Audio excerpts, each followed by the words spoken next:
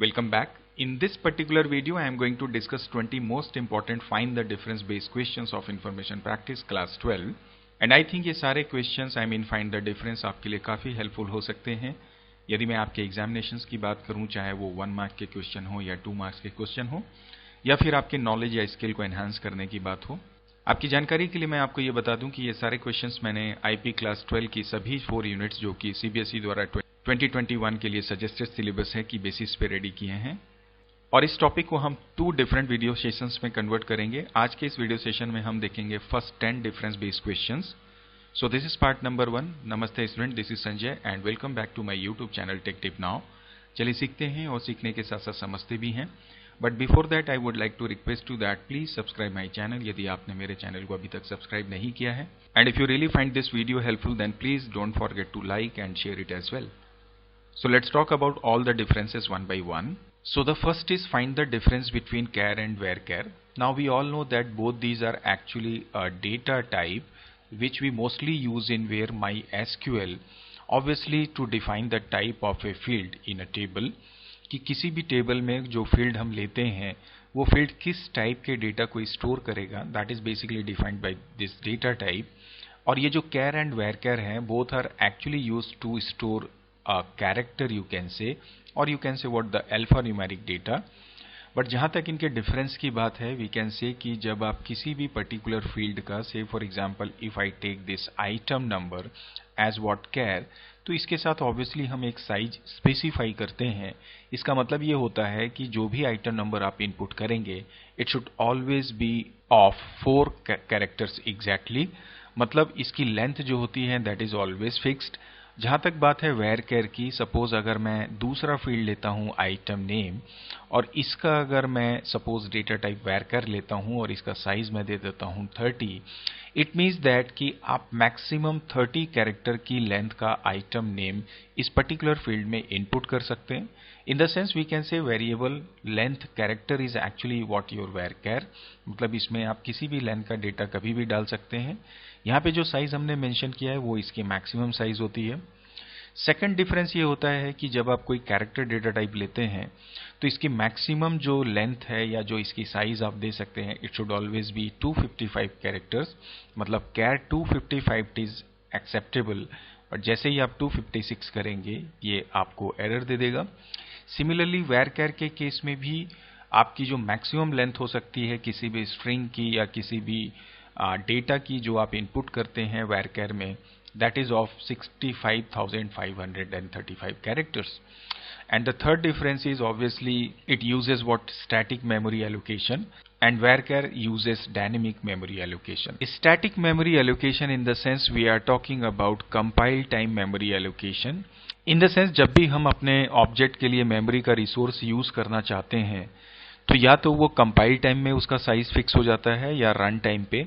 तो डायनेमिक का मतलब तो होता है run time memory allocation in the sense कि ये जो कैरेक्टर टाइप ऑफ वेरिएबल्स होते हैं आई मीन जो फील्ड्स आप लेते हैं वो हमेशा मेमोरी स्पेस ऑक्यूपाई करते हैं ड्यूरिंग कंपाइल टाइम, मतलब उनका साइज उसी समय फिक्स हो जाता है। डायनेमिक का मतलब ही ये होता है कि एट रन टाइम जैसी आपकी जरूरत होती है उसके अकॉर्डिंग आपकी फील्ड्स में डेटा या वेरिएबल्स में डेटा स्टोर हो सकता है। So this is all about difference between char and varchar। So let's move to the next difference now. The second is numpy array and what your series object। Now we all know that both are actually called sequence which can store more than one values at a time। जहां तक बात है numpy array की, this is basically हम numpy library को use करते हुए work करते हैं। और जहां तक सीरीज ऑब्जेक्ट की हम बात करें for this we use what panda library.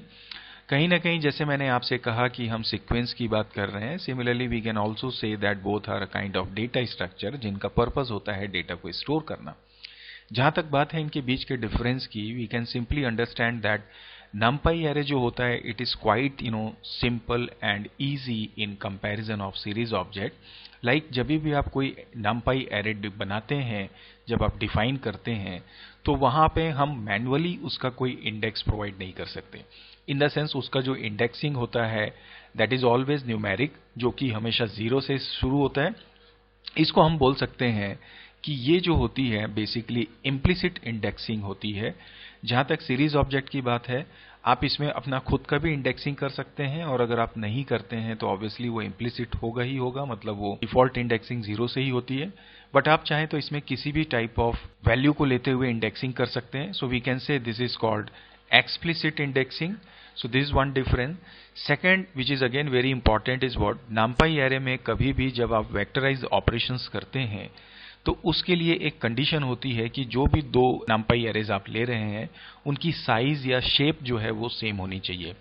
In the sense एक एरे है सपोज 2, 3, 4 और दूसरा आप एक एरे लेते हैं से 2, 3, 4 एंड 5, तो अगर आप इन दोनों को ऐड करने की कोशिश करेंगे तो ये पॉसिबल नहीं होता है, बिकॉज दोनों की साइज में डिफरेंस होता है।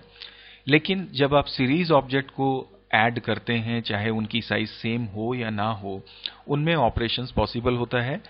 बात सिर्फ इतनी होती है कि जो इंडेक्स मैच नहीं करते हैं सीरीज ऑब्जेक्ट में, वहां पे ऑटोमेटिकली NaN वैल्यूज इंसर्ट हो जाती हैं। And also as I said कि numpy एरे जो होते हैं ये मेमोरी इफिशिएंट होते हैं, इन द सेंस ये takes less amount of memory. और जहां तक बात है सीरीज ऑब्जेक्ट की, तो ऑब्वियसली ये in comparison of num array ज्यादा मेमोरी कंज्यूम करते हैं। So this is how we can find the difference between both these numpy array and series object. So let's find the next difference. Now it is primary key and foreign key.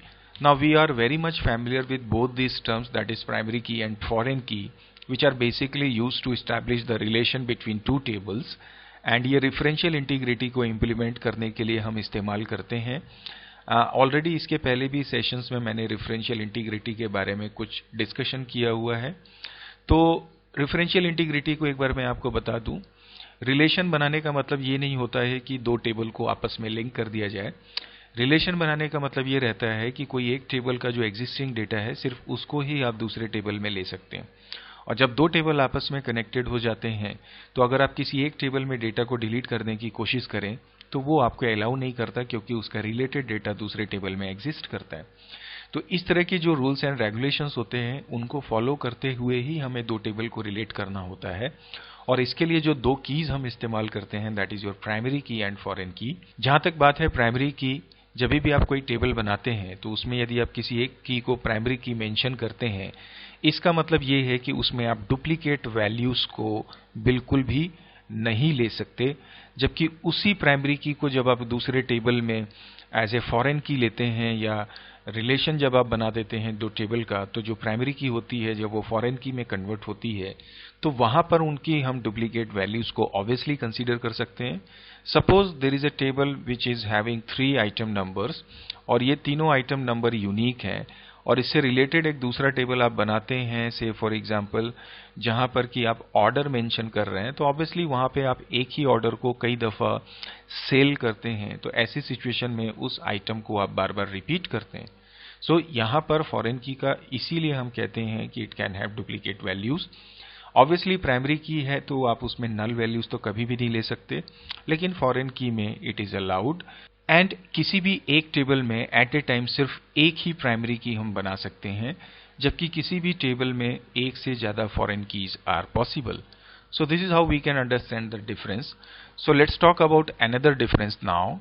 Now here we are going to discuss about server and web server. Now again जब बात करते हैं server और web server की, तो server का मतलब होता है who gives you services, चाहे वो कंप्यूटर नेटवर्क की बात हो या किसी भी टाइप ऑफ फील्ड की हम बात करें। चूंकि हमारा ये कॉन्टेक्स्ट है ऑब्वियसली कंप्यूटर नेटवर्क का, तो उस सिचुएशन में तो जब हम सर्वर की बात करते हैं तो ऑब्वियसली जो आपको इंफॉर्मेशंस प्रोवाइड करता है, जो सारे जो नेटवर्क रिसोर्सेज होते हैं, बेसिकली हम इंफॉर्मेशन की ही यहाँ पे बात कर रहे हैं, ये सारी रिस्पॉन्सिबिलिटी हमारे सर्वर की होती है। नाउ जो सर्वर होता है वो बेसिकली अलग अलग तरह के प्रोटोकॉल्स की बेसिस पे कम्युनिकेशन इस्टेब्लिश करता है। Protocol as we know that की जो सेट ऑफ रूल्स होते हैं कम्युनिकेशन इस्टेब्लिश करने के लिए दो डिफरेंट नोड्स के बीच में, तो कुछ जगह पे HTTP का इस्तेमाल किया जाता है, कहीं पे TCP/IP का, कहीं पे FTP का, और इस तरह से और भी बहुत सारे डिफरेंट प्रोटोकॉल्स होते हैं। इंटरनेट की जब हम बात करते हैं तो HTTP की बात होती है, जब हम लोकल एरिया नेटवर्क की बात करते हैं तो हम TCP/IP की बात करते हैं, हमें जब डेटा फाइल के फॉर्म में शेयर करना होता है तो then we talk about FTP।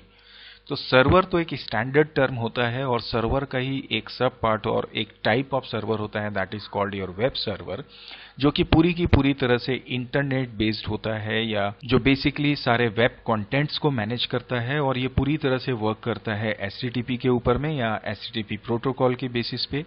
और ये जो है सिर्फ और सिर्फ वेब बेस्ड एप्लीकेशंस पे को ही सर्व कर सकता है, जबकि सर्वर, जैसे मैंने आपको बोला कि ये एक यूनिवर्सल टर्म है, तो ये किसी भी टाइप ऑफ एप्लीकेशन को आपके साथ सर्व कर सकता है। तो इसको in general we can say enterprise based applications को ये सर्व करता है। So this is how we can understand the difference between server and web server. So let's talk about next difference now. Now we are going to discuss about line chart and bar chart, which is again very important to know. We all know that जब हम bar chart की बात करते हैं, this is what your bar chart and this is what your line chart. First, we always use this bar chart to compare the data. In the sense आप देख के तुरंत समझ सकते हैं किसकी वैल्यू ज्यादा है, किसकी वैल्यू कम है। लेकिन ओवरऑल टाइम में जो होने वाले चेंजेस होते हैं हमारे एग्जिस्टिंग डेटा में, जिसको हम पैटर्न्स बोल सकते हैं, जिसे हम ट्रेंड की बोल सकते हैं, उस ट्रेंड को फाइंड आउट करने के लिए या एनालाइज करने के लिए हम यूज करते हैं लाइन चार्ट। बार चार्ट में जो भी डेटा आप लेते हैं वो, या जो जिन्हें हम डेटा पॉइंट के नाम से जानते हैं, वो हमेशा बार या कॉलम्स के फॉर्म में लिए जाते हैं, जबकि लाइन चार्ट में जो डेटा पॉइंट्स होते हैं वो डॉट्स के फॉर्म में लेते हैं, जिन्हें आपस में आप कंबाइन करते हैं तो एक लाइन के फॉर्म की डेटा सीरीज रेडी हो जाती है। So this is what the basic difference between bar and line. तो you must know that bar chart जो होता है that is for data comparison and line chart is for data trends. So this is how we can understand the difference between these two. So let's move to the next difference now. Now here we are going to discuss about where and having clause. I think ये एक काफी important difference है। where clause की अगर हम बात करें या having clause की हम बात करें, दोनों का काम होता है डेटा को फिल्टर करना। डेटा को फिल्टर करने का मतलब ये है, देखिए जब आप डेटाबेस मैनेजमेंट की बात करते हैं तो एक तो ये होता है कि आपने डेटा इंसर्ट कर दिया। डेटा इंसर्ट करने के बाद जरूरत पड़ने पर आप उस डेटा को अपडेट कर सकते हैं, उस डेटा को आप डिलीट कर सकते हैं, या आप डेटा को एक्सेस कर सकते हैं यूजिंग दिस सेलेक्ट कमांड। तो ये जो तीनों कमांड्स होते हैं, इनके साथ हम सिर्फ वेयर क्लॉज को यूज कर सकते हैं। पहली चीज तो ये। जहां तक बात है हैविंग क्लॉज की, तो इसे हम अपडेट के दौरान यूज नहीं कर सकते, डिलीट के दौरान भी यूज नहीं कर सकते। Question is that why we can not use this having clause with them. The reason is quite simple कि जब आप से फॉर एग्जाम्पल आप लिखते हैं select star from say item, और उसके बाद अगर आप कोई कंडीशन लगाते हैं where rate is say greater than 20 rupees, तो इसका मतलब ये है कि आइटम टेबल की जितनी भी रोज हैं उन रोज को आप इंडिविजुअली कंपेयर करो, मींस उन रोज के रेट को कंपेयर करो 20 के साथ में, और जो भी रिजल्ट आता है आप उसे डिस्प्ले कर दो। तो वेयर जो क्लॉज होता है वो इंडिविजुअली रोज को कंपेयर करके आपको आउटपुट प्रोवाइड करता है, जबकि हैविंग क्लॉज की अगर हम बात करें तो हैविंग क्लॉज बेसिकली बनाया गया है ग्रुप बाय क्लॉज के लिए, जहां पर कि ग्रुप बाय के द्वारा जो हमें समरी रिजल्ट मिलती है ग्रुप्ड फॉर्म में, उस रिजल्ट को फिर हम कंपेयर करते हैं किसी एक पर्टिकुलर कंडीशन से, उसके लिए हम यूज करते हैं हैविंग क्लॉज, और उसकी बेसिस पे जो रिजल्ट आता है दैट वी कैन से, या जो फिल्टर होता है that is our output.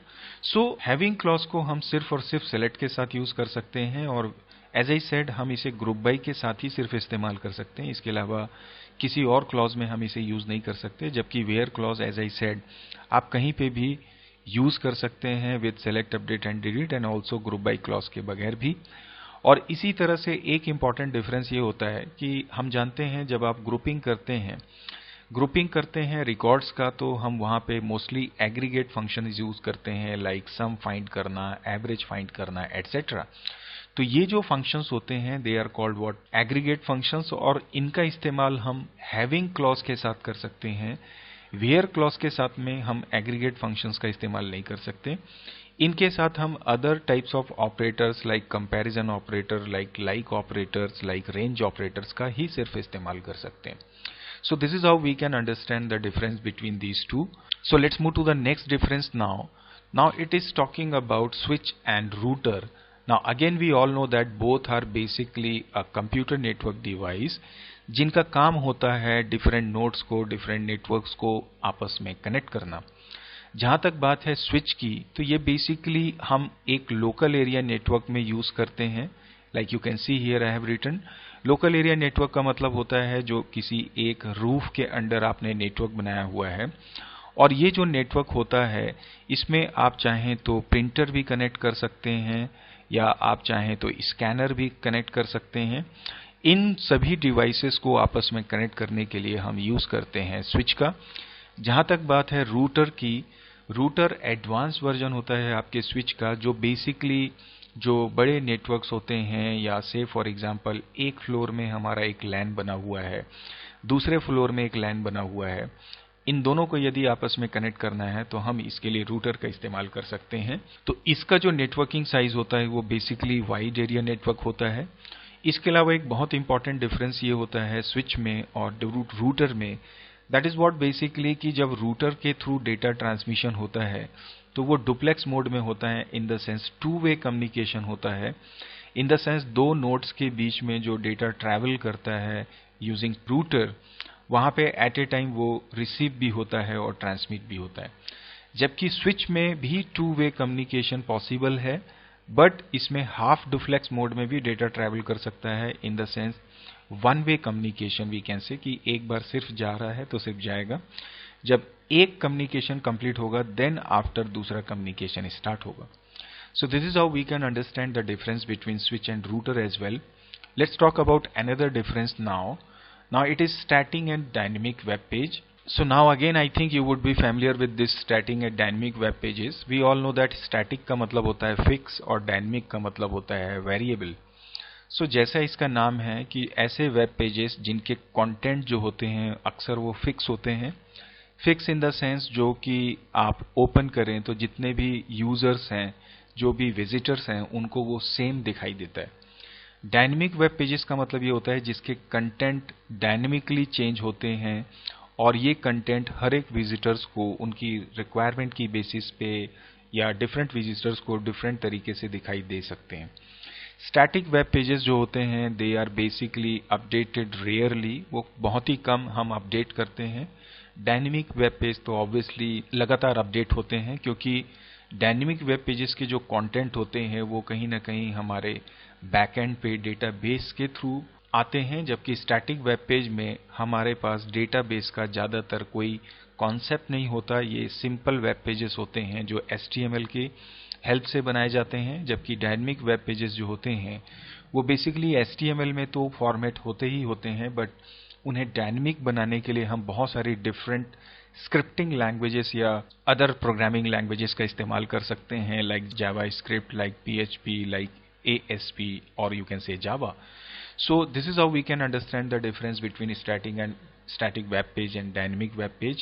Mostly static web page जो small organizations होते हैं जो अपने publicity के लिए ज़्यादातर static web pages या static websites का निर्माण करते हैं, जबकि dynamic web pages ज़्यादातर उन companies के द्वारा इस्तेमाल किया जाता है या बनाया जाता है जो किसी न किसी type of service को provide करते हैं। Like अगर हम online shopping sites की बात करें तो they are always dynamic. So this is how we can understand difference between these two. Let's move to the next difference now. Now here it is talking about free and open source software. Again, it could be very important one. So when we talk about free software, obviously as its name implies, which are freely available for you. आप इसे freely use कर सकते हैं, इसके लिए किसी licence की जरूरत नहीं होती है। बट यहाँ पर एक रेस्ट्रिक्शन होता है कि फ्री सॉफ्टवेयर जो होता है उसके साथ कभी भी आपको सोर्स कोड नहीं मिलता। फॉर एग्जाम्पल जैसे गूगल क्रोम आप सिर्फ यूज कर सकते हैं, किसी टाइप ऑफ लाइसेंस या सब्सक्रिप्शन की आपको जरूरत नहीं है। एडोब रीडर जैसे आप देखते हैं, या जो फोटो एडिटिंग के लिए जिम्प सॉफ्टवेयर हम यूज करते हैं, all these can be used for obviously free, but आप इसके सोर्स कोड को नहीं ले सकते। सोर्स कोड आपको अवेलेबल होता है कहाँ पे? ओपन सॉफ्टवेयर में। सोर्स कोड अवेलेबल करने का पर्पज ही ये होता है कि जहां पे आप पूरी तरह से फ्री होते हैं उस सॉफ्टवेयर को यूज करने के साथ साथ उसमें अपनी जरूरत के हिसाब से अपडेशंस करने में। इन द सेंस जैसे मैं अगर एग्जांपल की बात करूं, लिनक्स या PHP या फायरफॉक्स ब्राउजर की हम बात करें, ये ब्राउजर ओपन सोर्स सॉफ्टवेयर होता है जिसे आप अपने जरूरत के मुताबिक चेंज करके इसका नया वर्जन आप रेडी कर सकते हैं, और ऑब्वियसली उसके लिए आपको किसी परमिशन की जरूरत नहीं पड़ती है। एंड एज आई सेड कि चूंकि इसमें कोई सोर्स कोड अवेलेबल नहीं होता है, तो it means obviously we can not modify it and obviously modify नहीं करेंगे तो हम रीडिस्ट्रीब्यूट भी नहीं कर सकते, जबकि ओपन सॉफ्टवेयर है जो कि सोर्स कोड के साथ होता है तो आप उसे मॉडिफाई करके फिर से पब्लिश कर सकते हैं, डिस्ट्रीब्यूट कर सकते हैं। एंड एक इंपॉर्टेंट डिफरेंस ये होता है कि जो फ्री सॉफ्टवेयर होते हैं वो ज्यादातर रिलायबल नहीं होते हैं। ओपन सॉफ्टवेयर को आप रिलायबल बना सकते हैं अपने मुताबिक, बिकॉज जैसे आप फ्री सॉफ्टवेयर यूज करते हैं तो उसमें कुछ ऐसे कोड्स भी हो सकते हैं जो एडवेयर का वर्क करते हो, तो जो बार बार आपको एड प्रोवाइड करे, या फ्री सॉफ्टवेयर ऐसे भी हो सकते हैं जिसमें कुछ ऐसे भी कोड हों जो कहीं ना कहीं आपके सिस्टम को हार्म पहुंचा सकें। That's why we can say कि free softwares are not reliable. So I hope आपको ये भी डिफरेंस समझ में आ रहा होगा। So let's move to the final difference for this session now, and we are talking about star and ring topology. Again it is a common term, काफी हद तक ये कई जगह सवालों में आता भी है कि दोनों में डिफरेंस क्या है। So star is obviously like जहां पे एक सेंट्रल लोकेशन होता है और बाकी जितने भी नोड्स होते हैं they are connected with this central location, और we can say centrally located hub और सर्वर। और रिंग टोपोलॉजी में तो ऑब्वियसली हम जानते हैं कि सारे नोड्स आपस में एक दूसरे के साथ कुछ इस तरह से कनेक्टेड होते हैं। इसका मतलब साफ है कि जो स्टार टोपोलॉजी है, अगर इसमें कोई नेटवर्क इंटरप्शन होगा वो हमेशा इस सर्वर की बेसिस पे या जो सेंट्रल हब है इसकी वजह से ही हो सकता है। बाकी कोई भी नोड अगर खराब हो जाए तो उससे आपके नेटवर्क के ट्रैफिक में कोई प्रॉब्लम नहीं आती। लेकिन रिंग टोपोलॉजी में अगर कोई भी एक नोड डिस्टर्ब होगा तो वो पूरे नेटवर्क के रूट को या ट्रैफिक को डिस्टर्ब कर सकता है। सेकेंडली, स्टार टोपोलॉजी जो होती है इसकी कॉस्टिंग ज्यादा होती है, बिकॉज इसमें जो डिवाइसेस या केबल्स का इस्तेमाल होता है वो इन कंपैरिजन ऑफ रिंग टोपोलॉजी ज्यादा इस्तेमाल होती है। So it is obviously costly और ये लो होता है इसका कॉस्ट, एंड इसकी जो ट्रांसमिशन होती है हमारे स्टार टोपोलॉजी में उसकी speed in comparison of ring topology ज्यादा होती है। And the next one is what easy maintenance, in the sense आप कभी भी इसमें कोई नया नोड इंसर्ट कर सकते हैं, और रिंग टोपोलॉजी में अगर आपको कोई नया नोड लगाना है या डिलीट करना है तो उसके लिए पूरे के पूरे नेटवर्क को आपको for the time being suspend करना होता है, और उस दौरान फिर हमें इसमें एडजस्ट करके पूरी सेटिंग्स करनी होती है, जो कि स्टार टोपोलॉजी की कंपैरिजन में काफी कॉम्प्लिकेटेड हो जाती है। So that's why we can say that star topology का मेंटेनेंस इजी होता है in terms of inserting new node, deleting new node, etcetera. So this is how we can understand the difference between all these important topics. तो इसी hope के साथ चलिए आज के वीडियो सेशंस को यहीं पे एंड करते हैं, एंड मिलते हैं नए वीडियो सेशन में, ऑब्वियसली नए कॉन्सेप्ट, नए सॉल्यूशन, नए चैप्टर, नए डिफरेंस, नए केस स्टडी के साथ में। So till then keep practicing, keep learning, and thank you very much for watching this video.